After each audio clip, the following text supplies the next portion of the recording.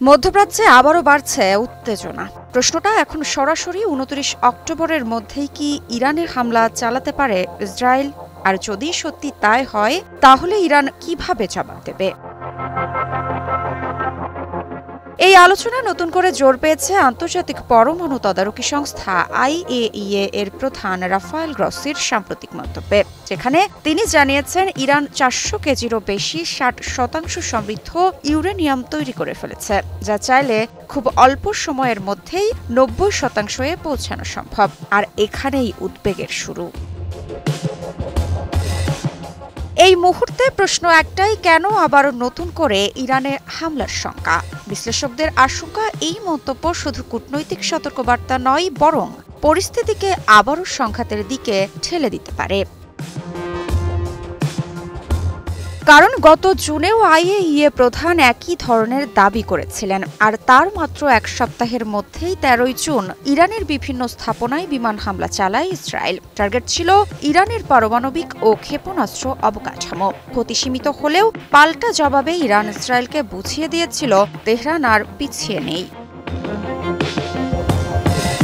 তাই এবারও প্রশ্ন, ইসরায়েল কি একই ধাঁচে প্রি-এম্পটিভ স্ট্রাইক চালানোর প্রস্তুতি নিচ্ছে? তবে মিলিটারি অ্যানালাইসিসদের মতে ইসরায়েলের সম্ভাব্য স্ট্র্যাটেজিক ৩ রকম: পারমাণবিক site target, cyber covert ops system নষ্ট করা, জয়েন্ট US ইসরায়েল স্ট্র্যাটেজি বড় হামলা হলে।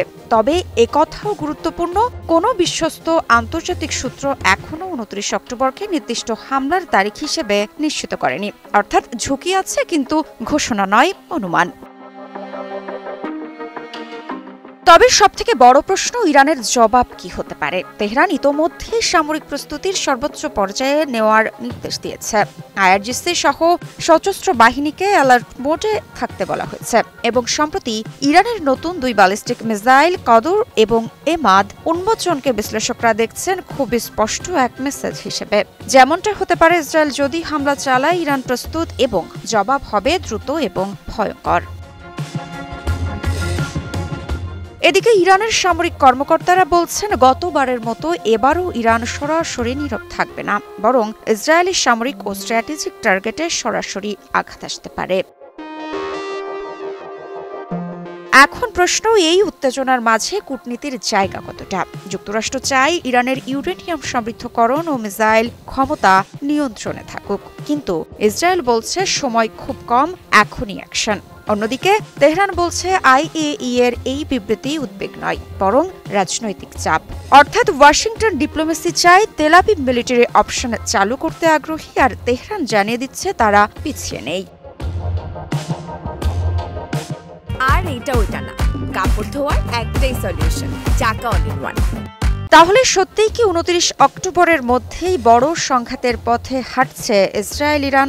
নিশ্চিত উত্তর কেউ দিতে পারছে না, তবে একটি বিষয় পরিষ্কার, উত্তেজনা এখন সর্বোচ্চ বিন্দুতে, আর সামান্য একটি উস্কানিও মধ্যপ্রাচ্যে তৈরি করতে পারে নতুন যুদ্ধ।